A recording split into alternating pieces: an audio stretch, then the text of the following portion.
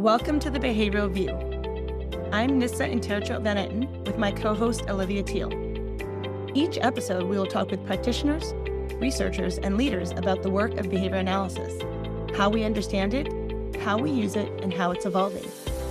We take a straightforward look at the field, what's working, what's challenging, and how our decisions shape the work we do. Thanks for being here. This is the Behavioral View. If you're looking to earn a CEU, just listen to the full episode and then complete the short quiz that follows. That's all it takes.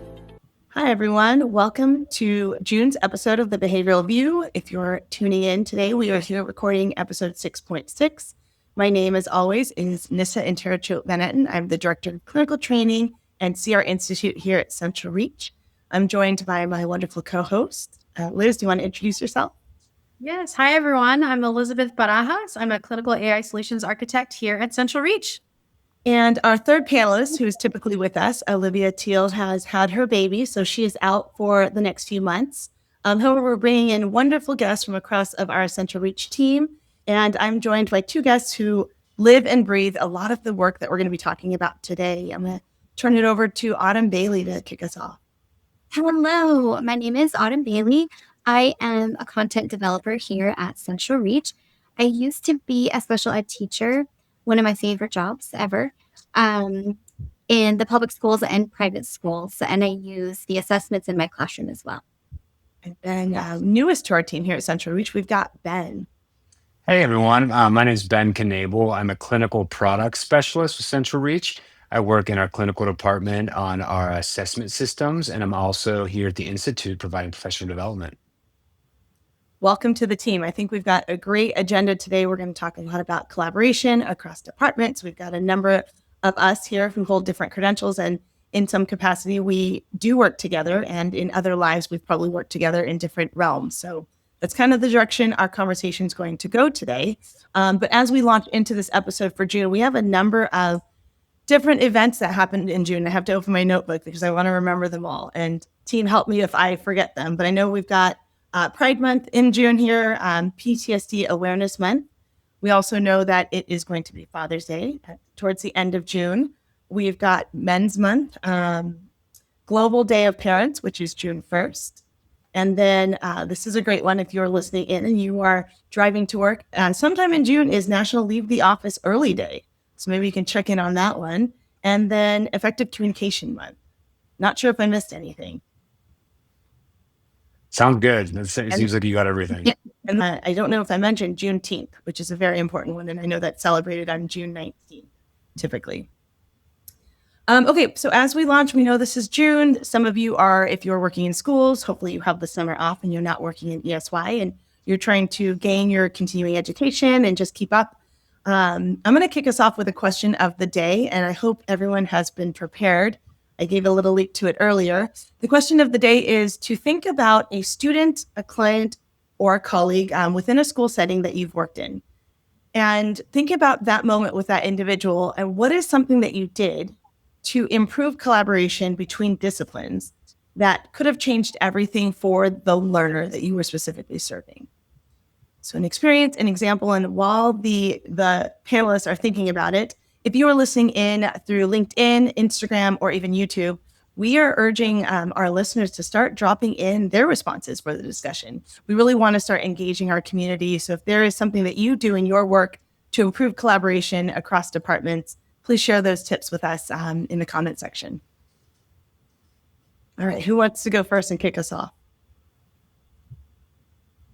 I can jump in. Go for it. Yeah. Yeah. So, I'm a new member, so I guess I could, start us off, earn my stripes in the behavioral view. Yeah. So, for me, I think I immediately think about like preschool populations when I work with preschool populations, because I've seen parents so timid.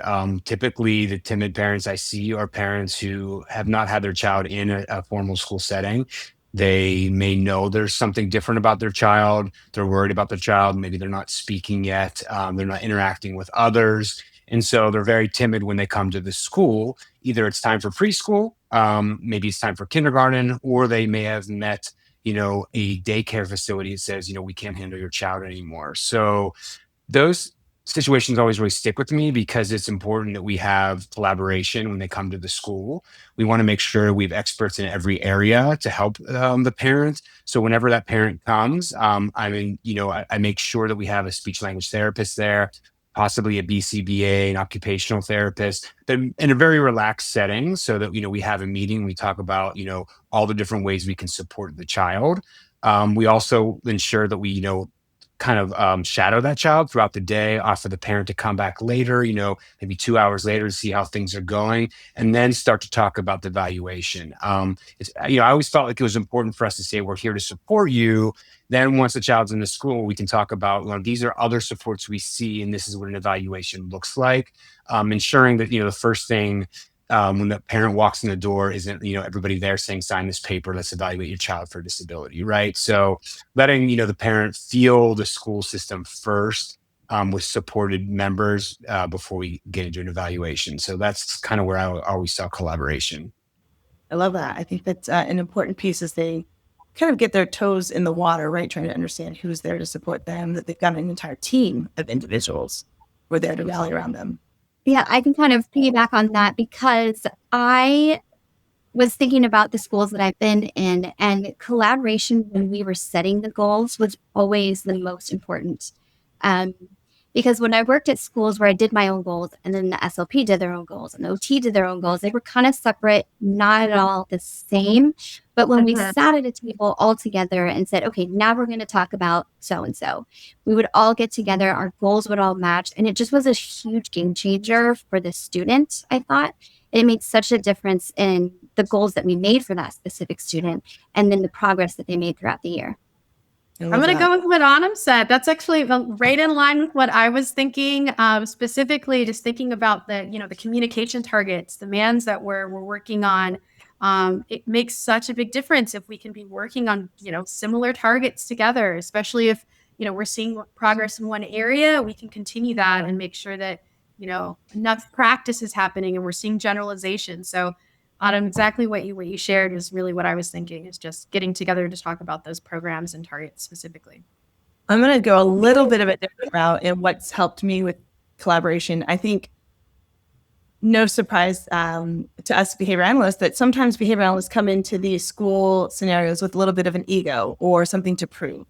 And for me, going into schools has always been a little bit nerve-wracking to understand this is their environment.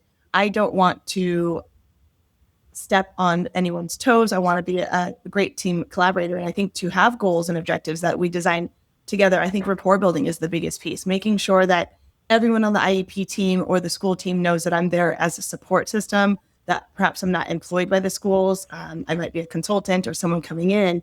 And so really getting to know each of the team members and their role in serving the learner has gone a long way for feeling welcome into the schools. I know different states have different nuanced rules and regulations around who can come in and if they can observe and go into the actual classroom. But I've always found that the more rapport I build with the principal and the IEP lead, whether that be the teacher or the school psychologist, was really important for being welcome back in the future. Sometimes I brought cupcakes and cookies to. Nice. Always a good If you idea. bring cookies and donuts to school, if you bring that in, you're golden. Yeah, Right? you're made. So that's a great recommendation there for collaboration. But that's one that I really loved. And it's nice to have your coffee and a treat while you're preparing an IEP with a group. Well, thanks for playing with that kind of question of the day. This kind of leads into our discussion today on collaboration, multidisciplinary work that we all do. But Ben, being the newest team member and your first time on the behavioral view, I'd love if you would share with us your history and what brought you into school psychology in the first place, and then how you found your way to Central Reach. Yeah, I mean, I don't know if I ever wanted to be a school psychologist or not. Like, I had no idea what it was. And that's consistent with the majority of people I talk to. Whenever I tell them, I was a school psychologist, they're like, oh, so you're a counselor. And I was like, no, not that. So, we're kind of like not really known in the schools. But, I worked as an RBT when I was younger, right after school. I was a psychologist, major in psychology. I worked as kind of RBT. And I was also a drug and alcohol counselor for high school kids. And I started to really get interested in early intervention and like prevention. So like, how do students get connected with specialized services prior to getting in school, and then, the proactive work so that, we can get ahead of challenges. And it turned out that, like, when I got into school psychology because there's sort of like the assessment piece, right? Assessing what child's need, looking at how they're eligible.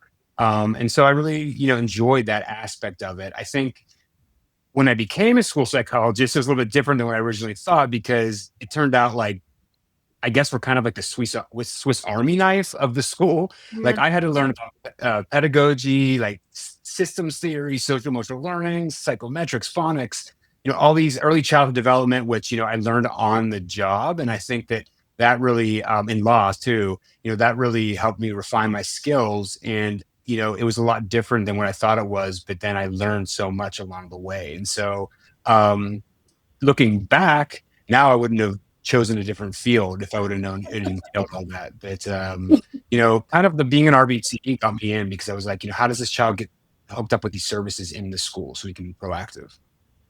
Yeah, that's such an interesting path, because if you think about it, my assumption, not knowing a lot of the background and training in school psychology, is that you would have extensive training in the battery of assessments that are available, in selection of those assessments in the schools, and then placing the learner. But it sounds like there's also that additional requirement of training on the floor. So those hours that you get post certification, post degree, where you're trying to understand, maybe school or state specific, what applies to that region. Yeah, absolutely. It looks different no matter what state you're in, the school you're in, the district you're in. Even within districts, schools look different, right? And so you really have to pivot and provide what that particular environment needs with your training. And they don't teach you that in school, right? That's on the job training, being able to pivot to different, family groups, environments, demographics in schools. Hmm. So what does an assessment look like in the day-to-day for a school psychologist? Or what's a work day look like? Let's say it's Monday and you're walking into school today. Yeah, I mean, similar to my other answer, it depends on the day. It depends on the school, the week in which you're in. Schools are like microcosms, and they all have their own cultures and climates. So, if I was at a school with lots of resources, my day would look a lot different than a school that had less resources. So, when I think about assessment, like, that could run from, assessing a student, if they're in crisis, to get them calmed down, to assessing a parent that's in crisis or, needs help with a student, assessing grades, assessing test scores. And then, looking at the assessment from the individualized point of view. So pulling a student in and doing individualized assessment is probably what we're most known for. But, assessment for me looked like a lot of different things. And at the end of my career, I started even to look at assessment of teachers and interventions, making sure that they're being done with fidelity, that they're being done correctly, assessing programs too. How is this autism program effective for the children in it? So it really just depends what type of assessment I was doing on that day. So yeah, you've got me thinking about where behavior support fit into your work. Like, where does ABA show up? You kind of hinted to that a little bit. Can you talk a little bit about that? Sure. ABA can look a lot of different ways. When we think of classic ABA, I think we would think about, learning skills on an IEP. So when a child has a disability and they need to learn particular skills, for practical living skills, for socialization, following classroom routines, we would be able to provide some ABA support in those areas for those skills. And I think that in my experience, that was more, we would see more of it in the preschool level, because in preschools, you have less of an academic rigor, right? You're really looking at preschools, looking at social emotional development, you're looking at motor skills, you're looking at being able to function in a classroom, putting on your book bag, shoes, adjusting to the classroom environment, which I think was more readily available for ABA type work, like discrete trial. But as kids got older, you have to look at ABA more as a philosophy for proactive behavior management, looking to help a teacher about how you would provide reinforcement, proactive strategies in a classroom to make sure behavior is taught appropriately. And then you can even look at organizational behavior management. As a supervisor, I had to work with parents, families, school board members, all of the above, and thinking about how organizational behavior management and reinforcement and practice strategies to work in that sense as well. So really, you can look at ABA across the board within an educational setting. You're speaking our language. I love the comparison to a Swiss Army knife. I think that is truly a nice way to talk about school psychologists and their backgrounds. And as you talked about kind of the preschool skills and where a school psychologist might consider ABA coming in, I think about all of those foundational skills, that the learning to learn skills that a learner needs before they can get into a classroom, right? Can they complete these set of skills? Do they wait appropriately? Can they grab their, items in the functional context, transition activities? And I know that's something, Autumn, that we've talked about a lot when we talk about the ABLES are and some of the skills that we find in there, all of those learning to learn skills that help a learner prepare for the classroom environment. So I'd love to pivot, Autumn, to your role as a special education teacher. What did you love about it? And what were some of the comparisons that we hear Ben talking about that you saw in your classroom? Well, definitely the prerequisite skills. I mean, if they came in and they didn't have any of those prerequisite skills, those are the first things that we worked on. Being a special ed teacher, I mean, it was one of my favorite things just because of the kids light up and they learn new things and they get so excited. The collaboration, I know we talked a little bit about that, but that's always my favorite part because I get to learn things that I didn't know before. We used to have, it was a school for severe and profound kids that I worked at. And it was so cool because I learned so many different things in that school. I learned, we went in the sensory room with the OT and I learned how to work with the kids, and like this, learning environment for me was so fun because I got to learn so many different aspects of OT and SLP and behavior analysts, psychologists. I mean, we all worked together so closely. So that was really fun for me to have that like learning mindset, just to learn all of those different skills from all the different people that I worked with. I was going to ask if there was anything, thinking about your experience with BCBAs, I'm curious to learn a little bit more about what was that like? Did you work with BCBAs often? Yeah. I did. So I worked with BCBAs in a lot of different capacities. When I worked with them in my school and they were on staff, it was very friendly. We did great together. It was awesome. Like we were really a collaborative team. When I had BCBAs come in contracted that I didn't know, there's a huge difference between the two. When they come in and, like Nissa was saying with the ego, sometimes it's an issue. Like if you were to have, again, with the learning mindset, if they were to come in and sit down and learn the flow of the classroom, really know what the teacher needs instead of, this kid needs this and this is how you need to figure it out. That is challenging. But when we all worked together, it went really, really well. So just it kind of depends on the dynamic of not only where you work with them, but also the dynamic of the personalities that come in and the personalities that you're dealing with as a team together. You touched on something really important. Just thinking about my own experience as a BCBA, I primarily worked with schools as a contractor. And so I had the opportunity to be present in IEPs, but the expectation really wasn't that I, was very talkative, if you will, right? It was really there, I was really appreciative to have the opportunity to be present and just absorb the information and understand what was being recommended, but I wasn't there to give the recommendations. And so I'm really curious to hear from either of you about, if you could just provide, our listeners with some perspective, because at times that was really hard for me. I really, I was excited to be able to share what we were doing and ask questions, but, that really wasn't my role. It was really to just be present and not necessarily going back and forth with the people that were leading the meeting. Were you working on the goals too? Or just of having an opinion about? It was. So at the time I was providing in-home service. And so the parents on some occasions would ask if we could be present. And so we were there. So that was one situation where I had the ability to be there. And then other situations where we were, I think, contracted out, but it wasn't, I was working with a BCBA that had very specific goals, but it wasn't there was like a division there, if you will. So I don't know if that's helpful to kind of, for me to describe those two scenarios. Both are very different dynamics.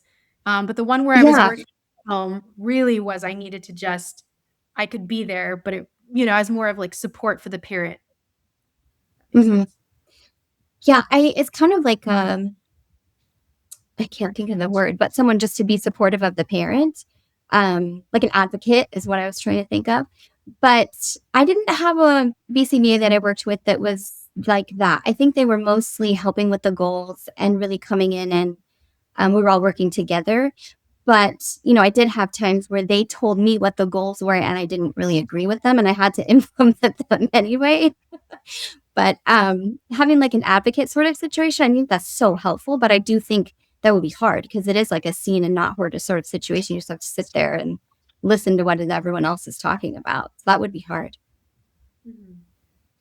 Yeah, I think it's a challenge because, the schools have a certain framework they have to work under. They have to work under IDEA, which is a framework that provides access to education or specially designed instruction, always with the intention of age and grade level expectation for academics, social skills as well, but social skills and behavior are typically skills related to progress academically, right? And so when you're thinking about a clinician who's coming from the home setting, whereas, you're focused on functional life skills, you're focused on making sure this child has all the skills that are necessary to be successful in the home, future in life, you almost have to fit a square peg into a round hole a little bit, right? So you have to pivot and make sure that you, as the BCBA from the home advocacy, are using your skills to make sure that they have access to the education in the school setting. So that could be things like helping in the home setting, ensure that they're ready for school in the morning, they can get to the bus, they're able to do their homework, they're able to, generalize the skills from the classroom to the home. But also the school needs to be able to say, we're going to work to generalize the home skills into the school as well. So it's almost like a difference in perspectives, and that pivot is challenging sometimes, I know, for BCBAs, because they're like, I can get this taken care of in 1 second in the classroom. But it's a different setting, it's different expectations, there's different kids in the classroom. So recommendations, don't always easily flow back and forth between what the BCBA thinks is correct versus what the IEP team needs. And the IEP team also needs to be a group decision, it's a team decision. And so everybody has to be on board to make sure it's practical and functional within the classroom. It could be a challenge for sure. I love that you bring that up because I think that that's the biggest piece that, many of us that are behavior analysts that work maybe in the home or clinic settings, we don't have that background in the different requirements within the schools. We don't understand the contingencies that the school psychologist, the teacher, and even the aides in the classrooms are under in regards to delivering data to the IEP, who's responsible for what components of the IEP, the hours for the learner. So when we come in with our perspective, very much like you're saying, Ben, sometimes our perspective is based only on that learner in that one environment. So making sure that we are collaborative as a team, that we work to speak the same language. In behavior analysis, we have heavy jargon sometimes that other fields aren't utilizing. So speaking language that everyone can understand. This makes me think about a course, Autumn, that you just built on multi-D collaboration, and even just taking that OBM approach of how do we treat the team as equal team members that contribute to this one learner's objective of meeting the criteria in the IEP. It's a fine art, I think. Sometimes as the BCA going in, it's I question a lot of whose role is it to manage the whole IEP team? Is it the principal? Is it the teacher? Is it the special ed teacher or the general ed teacher? Depending on which client I'm serving, sometimes I see the special ed teacher as the leader of the IEP, but I've also attended IEPs where it might be the principal who's the facilitator. So often it's really understanding and clarifying roles in the principal meetings helps us who are coming from the outside.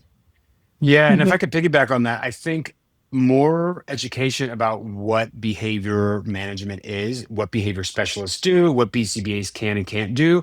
Because what I've seen before is whenever you have a BCBA come in for consult or you have a BCBA on a behavior, teachers and school personnel think it's going to be extinction. Everything's extinction. You're here because you're going to make this behavior stop, right? That is the only thing they do.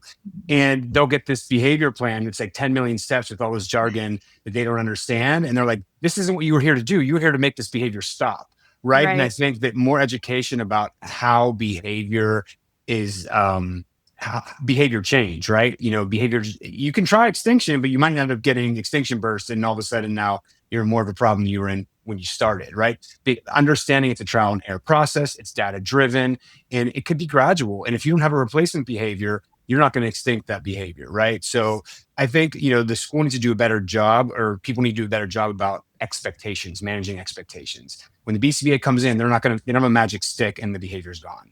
Yeah. My question to that is, do a number of schools, and I'm not talking about every school, but do a lot of schools hire teams to maintain that responsibility? So let's say you've got a school district without a behavior analyst. Whose role is it to support, behavior management, writing the behavior intervention plan, conducting that assessment? Is that the school psychologist, or do you work with, someone like Autumn, the special ed teacher, to capture that data and write the plan? Or do you bring in a consultant or have someone on staff? What's that typical model? It usually depends on the school and obviously budget, right? I mean, you have to pay people, right? And so people are stretched thin. The school psychologist and the special ed teacher can come together and help each other, because school psychologists have similar training to BCBAs, and they understand behavior. And so sometimes they work with the case manager to come up with BIPs or look at behavior goals, behavior change, those sort of things.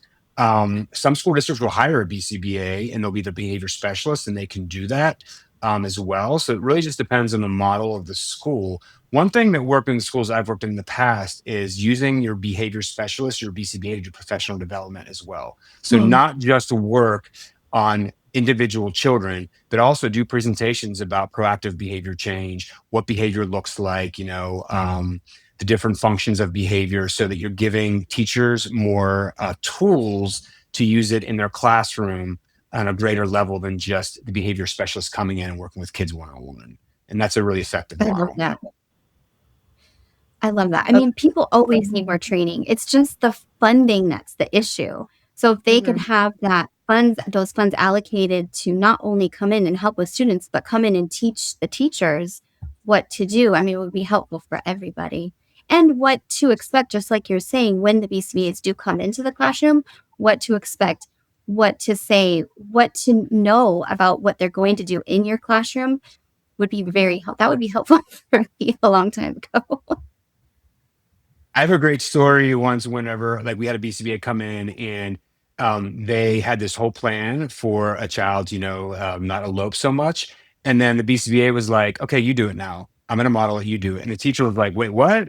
Like, you want me to do this? And they're like, yes, I can't be here forever with this child. My job is to teach you the skills so that you can, have the behavior change. And that was kind of an aha moment for the teacher. Whereas, yes, the BCBA can come in, but ultimately you as the teacher have to use these skills. So it was really about coming in, modeling it, doing the consultation method. No, you need to do this differently, put the chair of the child over here. So the teacher has the skills to have the sustainability so the child can generalize that behavior, because we can't have BCBAs in every classroom. Right. That's a great point. This leads me to, thinking about some of the work that we've done together, Autumn, in developing professional development. So most of us on the call are on the Institute team. We love to develop training. We love to work on training. What are some engaging ways, Ben and Autumn, that you've seen professional development work for teachers that really gets the point across, right? They are managing a classroom. They've got a PD day, maybe once a month, maybe once every couple of months. What are some tips to us as content developers that will help make this really salient for those teachers in the classrooms? Yeah, I think, those PD days are hard days, because just being a teacher, you're like, oh, now I'm going to sit at meetings all day.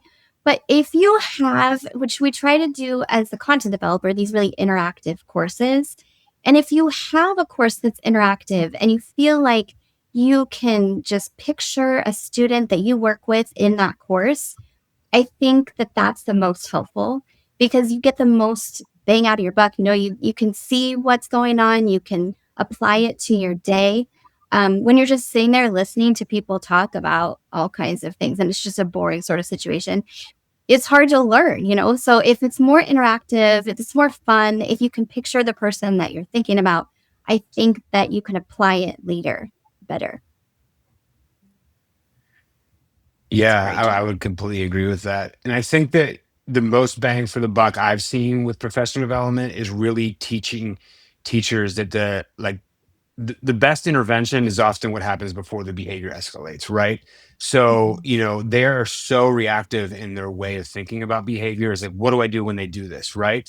Coming in and saying, okay, how is your classroom set up? Identifying triggers, modifying the environment, um, having a structured way of teaching replacement behaviors. And this isn't just for special ed kids, this is for the entire classroom, in ways to think about how do I stop this from happening. And I think that's a piece that often escapes their mind. And you can link that to a PBIS approach or an MTSS approach. Like, what does your classroom really look like from a tier 1 perspective? That would be like, your general classroom instruction. Do you have preventative measures in place to stop the behavior from happening? And I think that is where teachers were like, okay, I can do this. These are things that make sense to me, that they could take away from that professional development. Really great point. We have a course on effective classroom environments. That's good for that as well. Arranging the environment in a way that's successful for your group. Yeah. Like a little, one thing, like we had a developer and their desk was like, really close to the door. And I was like, well, an easy thing we could do is just move their desk across the room, and then we're preventing them from being able to get to the door quickly. Right. And so just like little things that they can do without having a BCBA come in, and be in that room, have an extra person in the room. So listening to you speak, Ben, this leads me to the paper that we had talked about, we're discussing today. And there's a paper for the listeners. It's Snyder and colleagues from 2024. And the topic is overlapping training and roles. This was in behavior analysis and practice, and it was a survey to school psychologists and behavior analysts. There were about 276 BCBAs that responded and 118 school psychologists across 40 states. What they found in this study were that both groups had substantial pre-service training in behavioral assessment. So BCBAs had about 94% pre-service training right in their coursework. And then school psychologists had 93% in their coursework for how to conduct an assessment. And then FBAs, 93% for BCBAs, 88% for school psychologists. But Ben, listening to you talk about your role in the schools and your experience in behavior analytic, work and the jargon really leads me to believe a lot of this literature are accurate. What this paper also indicated was that school psychologists had, and this might be shocking to us as behavior analysts, but they had more pre-service training on behavioral consultation than us BCBAs. So 93% of these respondents as school psychologists had more training on how to support in the school's behavioral consultation than we as behavior analysts do, which is, I think, shocking. Right? Because one, we are invited to these FBA and behavior intervention plan meetings, and we are brought in to collaborate with school personnel and support them. And sometimes, and I'll be honest, in many of the IEPs I've attended, I haven't always met the school psychologists. They're not always there. They might have been at the pre-eligibility meeting. They might have been at 504 planning, but the actual IEP documentation meeting, they are not present. So having that knowledge, I think, for us as BCBAs and even for school psychs, it really does allow us to bridge that gap of, I really want to work with you. You've got the training, you've taken the courses, and we probably speak the same language. We just haven't always been in the same room.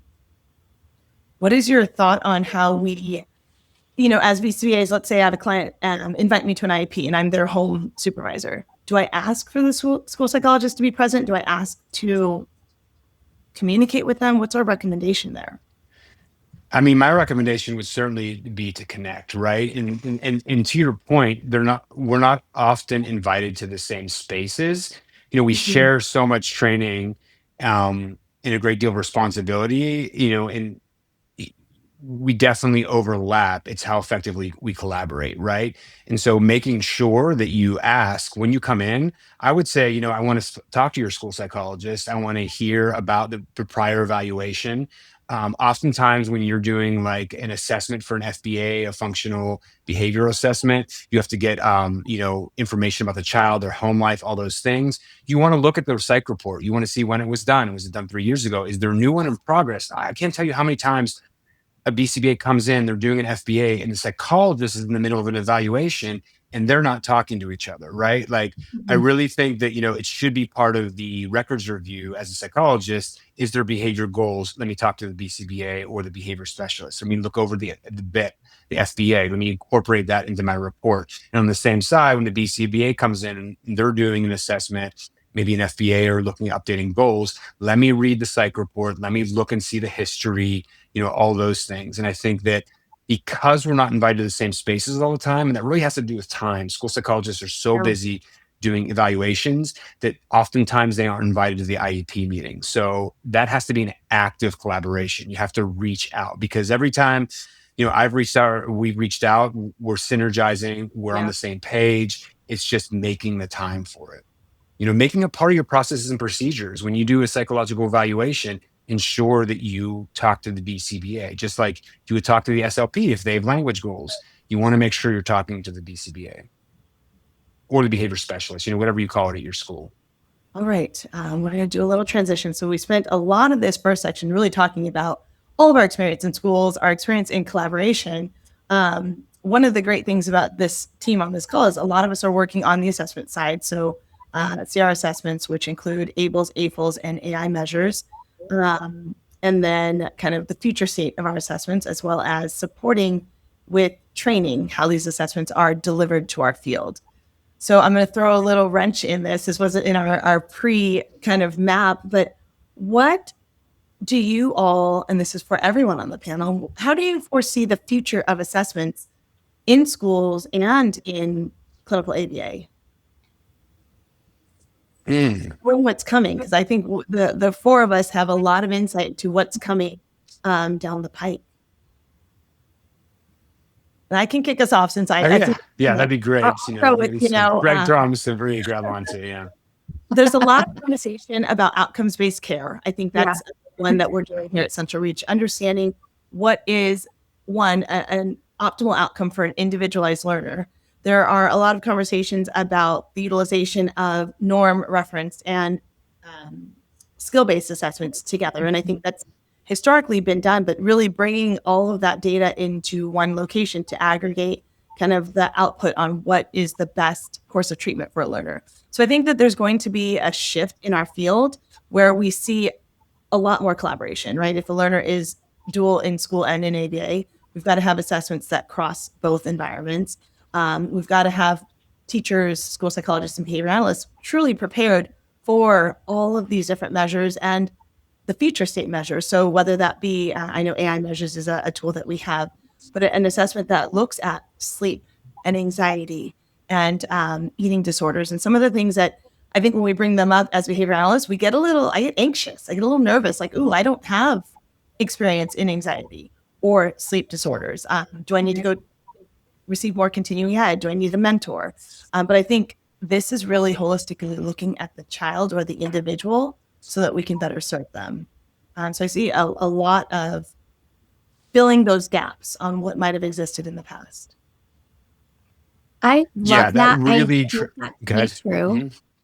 I hope that to be true in the future, that it is so much more collaborative. If we have these assessments, the ABLs are and the AFLs and the AIM together, it has to be collaborative because you have to talk to the different providers that are doing the assessments. And why did you pick this skill? What made you decide to, put this skill in the goals? I think that if that is the case and it is outcome-based care for the students, that it definitely should be more collaborative. And it makes sense that it would be if you're adding all those assessments together as one. Mm-hmm. Yeah, I mean, that really resonates with me, what you just said. Yeah. Go ahead, Autumn. I know you had something else you wanted to say. No, that was Liz. Yeah, I Oh. was just gonna say, no, it is. I It heard a is voice. I very. was like, wait, which box did it come from? Okay. Yeah, Up no, here. Okay. it's just very exciting to know that, I think these assessments are moving in such a helpful direction. It's going to make for a great positive impact for the learners that we serve. And yeah, just having that transparency and visibility about how progress is being made across different environments, across different providers, and just having that visibility to bridge that communication and be able to make better informed decisions as a result of having that information is really exciting. So it's huge. Yeah, and I think that outcomes-based care should be something that we need to bring into schools as well. And schools have been so focused on academics as an outcome, and I think we need to look beyond that. And I think that understanding the whole child is the key to that. You can show progress in a lot of different ways outside of academics, and although the state isn't necessarily monitoring that, they're related to academic achievement. It made me think about the whole child when I think about neurodivergence, right? And obviously that's a catchy word, but it's a call to be recognized by groups of folks that has had their needs ignored, right? I mean, people are saying I'm ADHD or I'm on the spectrum, right? We're not really putting people in boxes anymore. We're realizing that they've complex needs, and something like the AIM AI measures assessment system that we use here at Central Reach, we're looking at anxiety, ADHD, executive functioning, mood, autism, right? All of those are part of the whole child for a learner. And in order for us to show progress, we can't just look at one thing. We have to also look at anxiety when we're looking at behavior goals, right? We can be showing better behavior, but if the child's still anxious and they're not completing their tests, you're not getting the academic achievement you need to show outcomes-based care. So I do think something like AI measures combined with ABLs and AFLs is a sweet spot where you can look at a comprehensive picture. And then you can look at the most effective, and scientifically derived interventions to maximize that student's quality of life, so that they're meeting those academic expectations. Because what I've seen is we're teaching academics, but we're not looking at the other behaviors that are impacting that child: mood, anxiety, ADHD, all those things. And so getting a comprehensive picture to drive that value-based care is where the future is going. I think schools need to get on board. It's also really interesting as a BCBA thinking about, we often, when we look at assessments, aren't looking at things like mood and anxiety. And so I think it's going to be an interesting transition to to have that greater exposure and to kind of make that transition and get a better understanding of how everything fits together. Yeah. Well, that makes me think about, going back to training, right? What training are we missing on both sides? Maybe in special education, school psychology, all three sides, and behavior analysts, that we need to make sure is available to all of these individuals to prepare to support the learner holistically. Thinking about all of the ways that a learner shows up, the intersectional, mapping of the needs of these individuals requires more support and training. And I'll be honest, I don't know if all of our graduate programs prepared us for this. And that is where, back to your main point, Autumn, that we can learn from each other in this multidisciplinary approach, that I can learn from listening to Ben in working with one client, and with you, Autumn, as you've evaluated and conducted your IEP. I think that there are some things that we need to be honest that we didn't learn in graduate school that we need to make sure we accrue and acquire to serve the learner best. And I think that's where that standardized score piece comes in. And some of the things that we've been talking about is, like, I'm thinking about an FBA, right? And an FBA should never really be done by one person. To really do an effective FBA, you have to look at the student holistically and understand that student, right? And so if they have other things going on, other medical conditions, you talked about sleep, if there's other biological things going on, you have to get all of that information to understand the function. And the function may be one thing in one setting, it's another thing in another setting, right? I mean, there might be elopement because of a task, and then in another setting, it's elopement because of anxiety, right? And so understanding everything that's going on, you have to collaborate with other people to get all that information. So that assessment alone needs the collaboration and other information to be successful. And then as a BCBA, I think, what are the behavioral indicators of anxiety? What does that look like? And do I need to meet with the school psych or the psych or the counselor that's working with them outside of my services? Because I what we define as anxiety as behavioral analysts is a little bit different. Again, this is not Mhm. something purview, so I'm already a little nervous even talking about it until I, receive more training on it.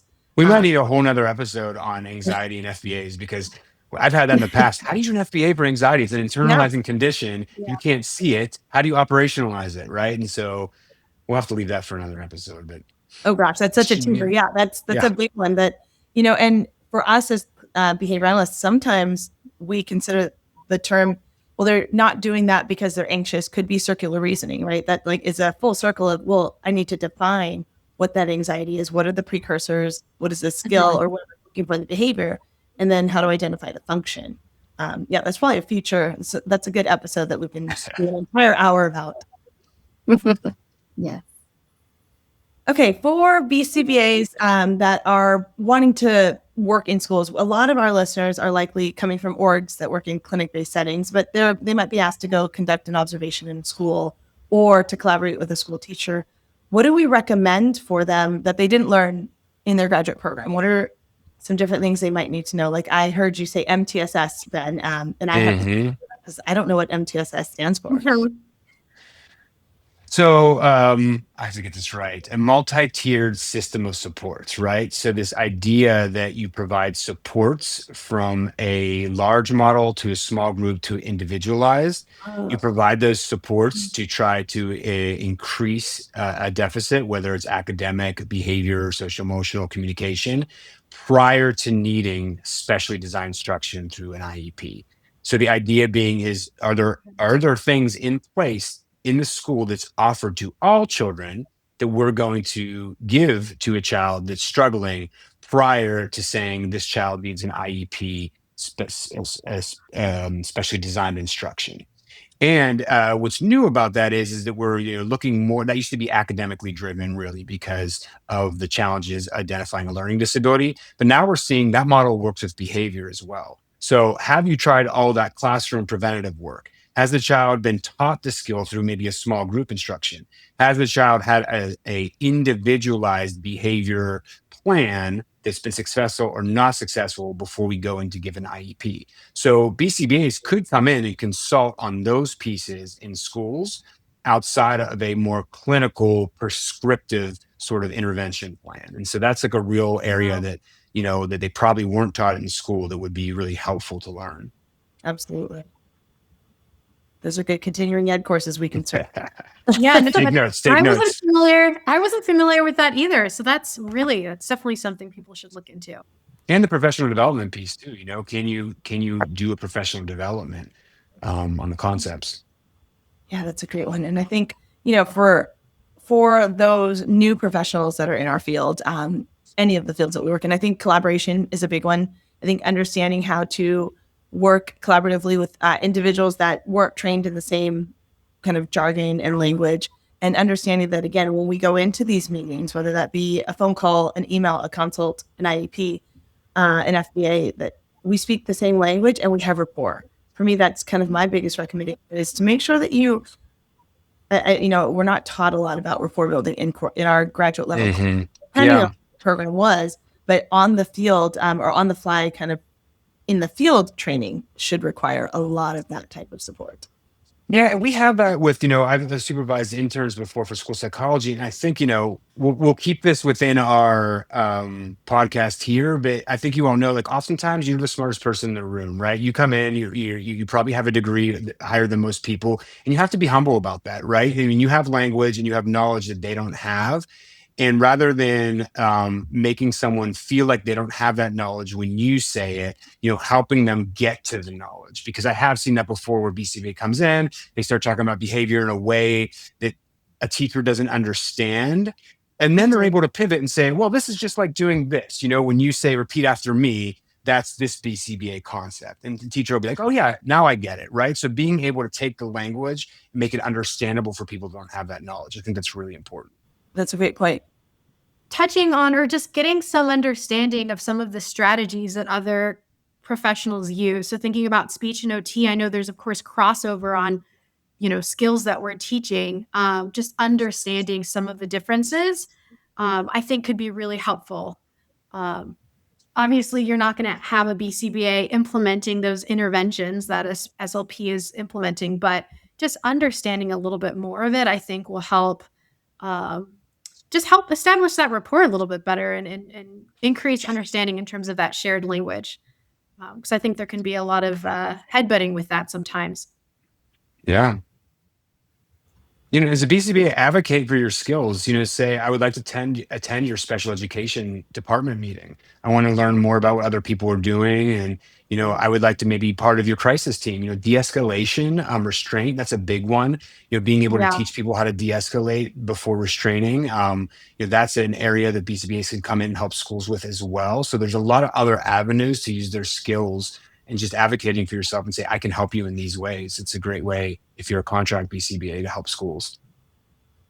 I love that recommendation. I think, there's some literature out there that we have seen in our field. Shihan and colleagues have a great one on translating behavior analytic jargon to layman's terms. And they've got worksheets in there that say, here are the terms, how would you say this in speaking to a parent or an SLP? So those are great papers for us to review and make sure that we continue to think about in our collaboration meetings. Yeah.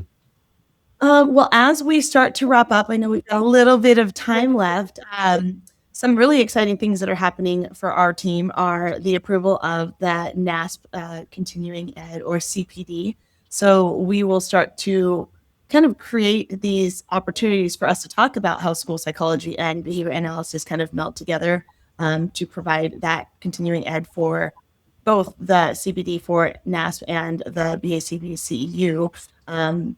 And really making sure that as the field grows and starts to consider, I think about it for the least restrictive environment. So I work in clinical ABA. My clients are primarily served in a clinic or in the home setting, but I always have to think about the least restrictive environment, which means I'd like them to get back to school. I don't want my learners in the clinic for 40 hours a week. I'd like to tighten them down and then eventually get them to their natural school environment within their home community setting.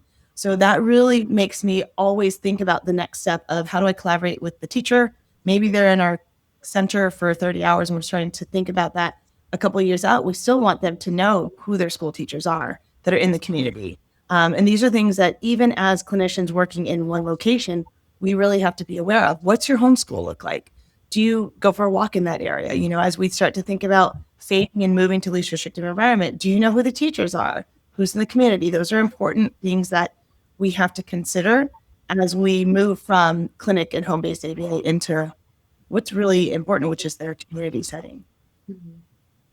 Any recommendations from the rest of the group on how we can support in that capacity, keep the collaboration going?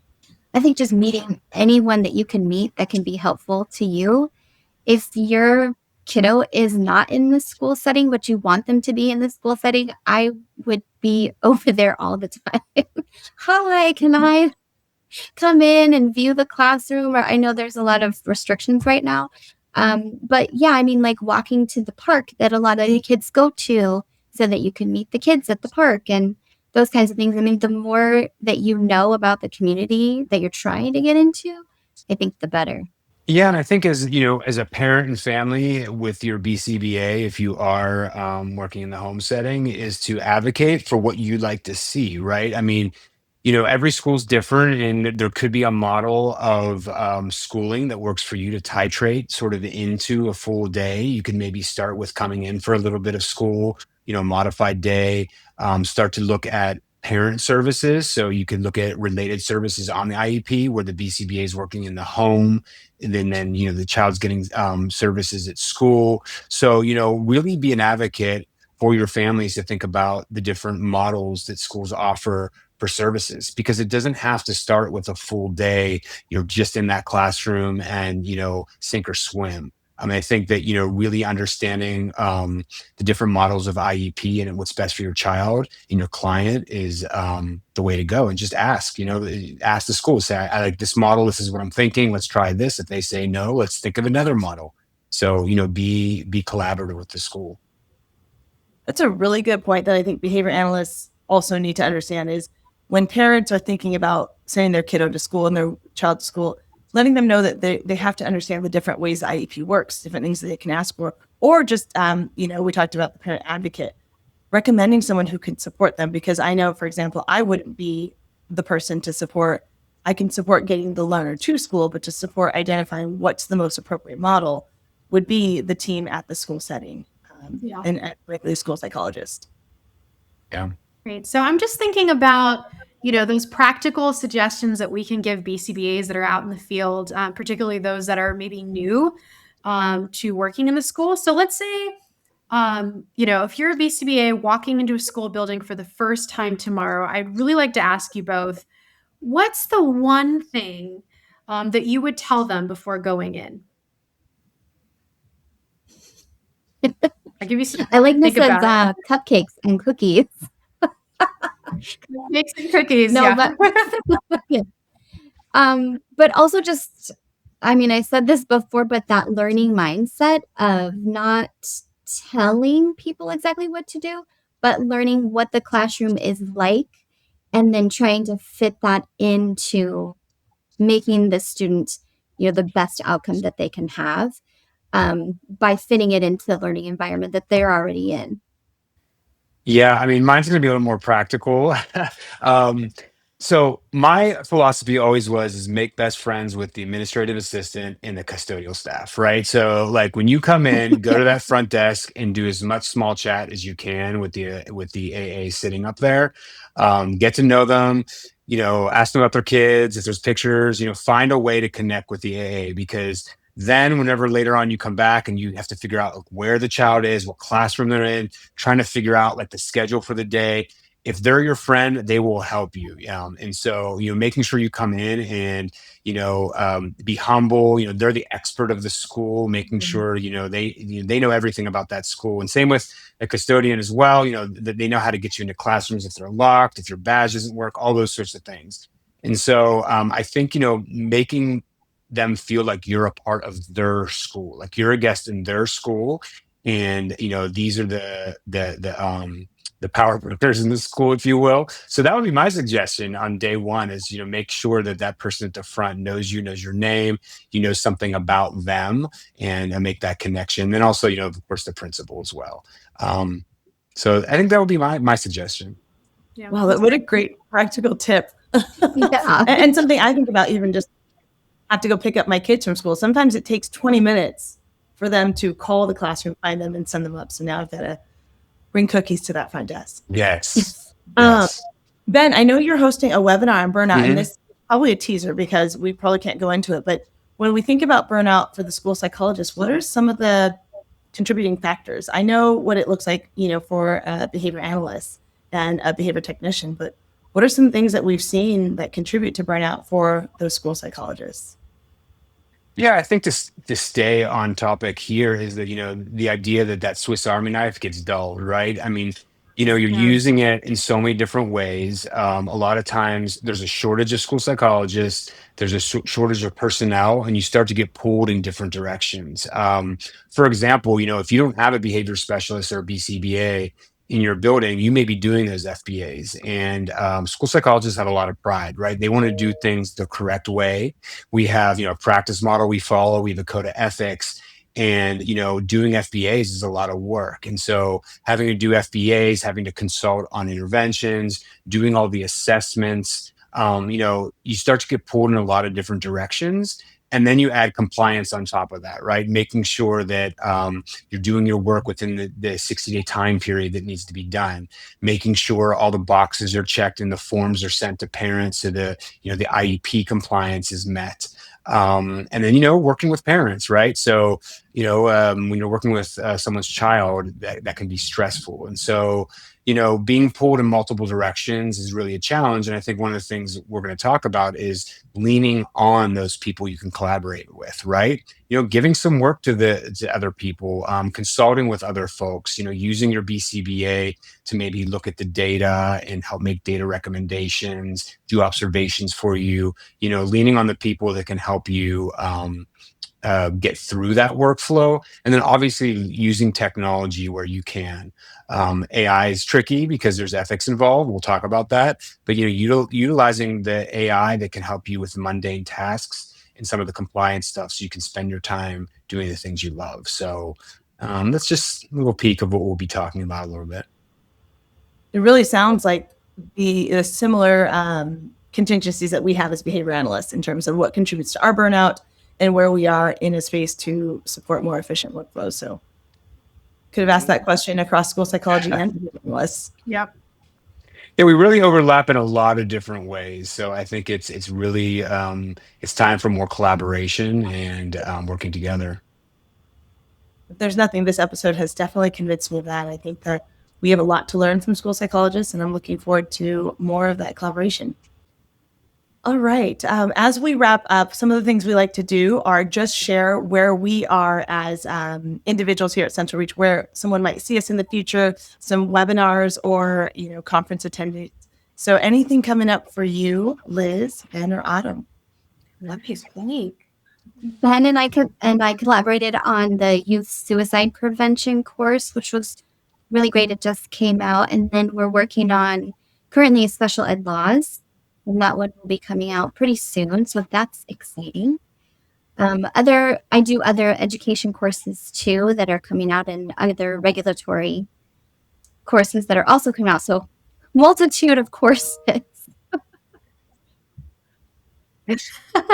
We're looking for Autumn. CR Institute is the place to find her. Yeah, and I'll be doing a webinar next Thursday at noon with Dr. Peter Festino. He's the former NASP president, National Association of School Psychologists. We're going to be talking about school psychology burnout, AI technology, and a little bit about collaboration as well. And so if anybody on here or is watching is a school psychologist, look out for that. And then we're going to be continuing to put out some content for school psychologists in our institute. And also, I'll be working on our AI measures platform, which is an assessment platform. So if you're interested in that, please let us know. That's very exciting. Yes, and I will be hosting a panel with clinical directors. We'll be talking about what's actually working for clinical teams.